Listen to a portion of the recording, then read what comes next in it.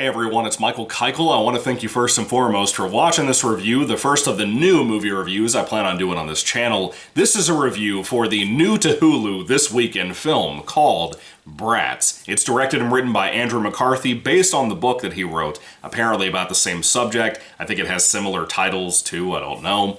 But anyway, I'm a big fan of Andrew McCarthy, and I found out about this literally yesterday before I went out to lunch, and I was like, oh my god, I love 80s films and I love the Brat Pack. And yes, this movie, Brats, is about the Brat Pack, not big-headed, weird-looking, huge-eyed anime dolls from the 90s and the 2000s. This is about the Brat Pack, the 80s-centric group, people like Molly Ringwald, Judd Nelson, basically people who were involved with The Breakfast Club and St. Elmo's Fire, and maybe things surrounding those two movies. But mainly that John Hughes-era group of people that eventually had an article put out calling them the Brat Pack, and Andrew McCarthy explores how it affected his career when apparently this title, Brat Pack, offended him, offended the whole group, and how everybody kind of parted ways. This film, I really wanted to love it, because I love Andrew McCarthy. He seems like a super sweet guy. He always has seemed that way in my personal opinion, and I grew up on this stuff. I didn't grow up in the 80s, I was born in the 90s, but I love things like Breakfast Club. I actually have a huge poster over here behind the camera that's of that movie that I've had since I was a teenager. I think every teen on the planet should see The Breakfast Club, matter of fact. But I love a lot of these films that a lot of these people made, and I was kind of bummed to see this movie and what was going on here, despite not having known about it until yesterday. Because it starts off, Andrew McCarthy basically just wandering around talking about this Brat Pack title that kind of seemed to have ruined his life a little bit. He kind of ruined his career a little bit. He hasn't done much, man. And it's a shame. I think he's extremely talented. And he feels like a guy who knows that he peaked in like his 20s, maybe his late 20s, somewhere around there, and hasn't really had a whole lot of a career since. Maybe because of the Brat Pack title, maybe because of something else. I don't really know. I don't think anybody knows. But he begins to go on interviews. And at first, before he even starts the interviews, he calls everybody, and no one answers.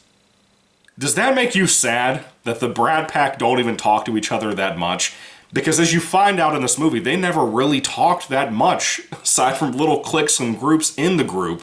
And it's kind of sad. It's kind of a pathetic, really bittersweet movie to watch for somebody like me, who didn't understand the drama behind the phrase Brat Pack back in the day. I was shocked by some of the things that I found out about this stuff, but watching Andrew McCarthy finally get in contact with some of these people, go meet up with them at their houses or whatever to interview them, like Emilio Estevez, Demi Moore. Some of this stuff was so sad and tough to watch because some of it was really tense, to be honest with you. Even down to, at one point, interviewing the guy who gave the group the name The Brat Pack all those years ago, and watching the tension between Andrew McCarthy and that guy. It's kind of rough, man. Not because of filmmaking or anything like that. It just feels like something Andrew McCarthy, as sad as I hate to say this, I don't mean it to sound like bad, and I hope if Andrew watches this review, I don't know him, but if he doesn't, I hope that this doesn't offend him or anybody else. It feels like a man who couldn't let go of what really affected his life and maybe his career at one point in time. I don't really know whether it did or didn't.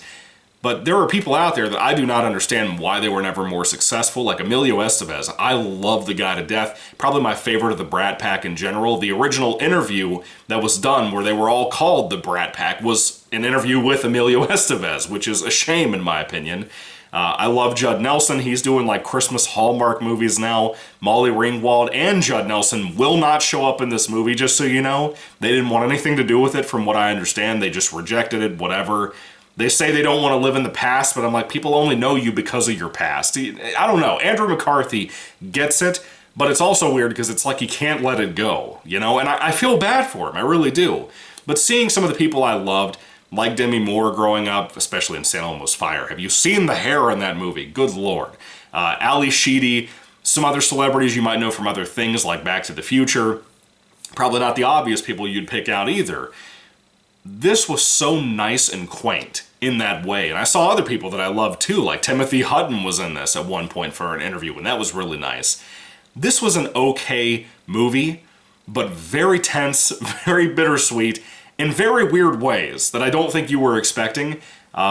it's just, if at the end of the day, to be honest, it's just Andrew McCarthy wandering hither and thither. That's basically what the movie is. I think we can all agree to that, with a great soundtrack, a really good 80s themed soundtrack. But that's basically where this movie begins and ends. And to be honest with you, by the end of it, there's not a whole lot of resolution. There's not a whole lot of new revelations or anything aside from the obvious for people like myself who were either not around or too young to know a lot of this drama. I don't think if you were around in the 80s that you don't know most of the stuff in this movie. Maybe a couple of surprises, I don't know. But let me know down below if you did have any surprises. I'd love to hear all that down below.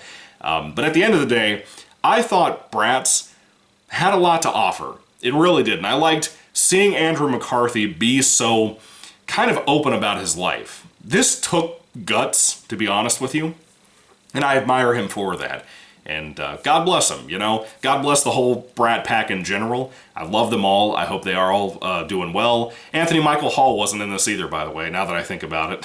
It would have been cool to have Downey Jr. in here, but he wasn't really a part of that. Anyway, so what did you think about Brats? I'd love to hear your thoughts and comments down below. If I had to rate the film on a 5-star basis, I'd probably give this little documentary probably like a 3 out of 5 stars. It's maybe a little bit above that because of my intrigue in the subject. If you don't have an intrigue in this or don't give a shit about 80s culture, this movie's not going to be for you. But if you're into that kind of thing or you happen to be around at that time, I would immediately recommend this to you in case you haven't seen it yet.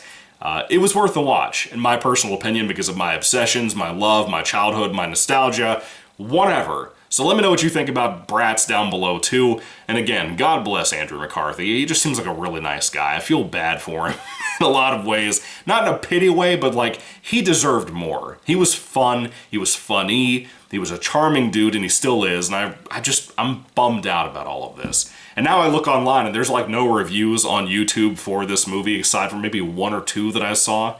And that's even more shameful, in my opinion. So give the film a watch, give it some credit, and check it out. Let me know what you think about it down below. Thank you all for watching, guys. God bless you all. Catch you later, and goodbye.